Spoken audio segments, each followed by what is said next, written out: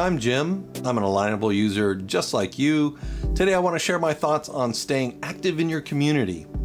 After all, people are more likely to do business with you after several touch points. On Alignable, posts are a great way to create touch points, keeping you top of mind with your potential business partners and clients.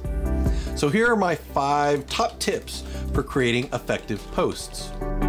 1. Share general information that's interesting and relevant. Perhaps there's a local referendum that impacts small businesses in your area and you post in order just to raise awareness.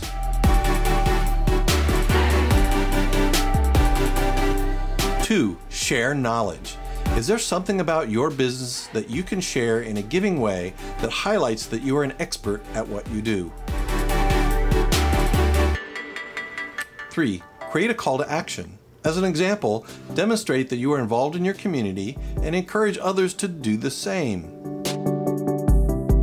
4. Get readers' attention with a compelling image that supports the written message. Posts without images are quickly scrolled past. Stock photos are okay, but images that you take are more impactful. And then finally, maybe this is the most important tip, don't sell. People don't want to be sold to.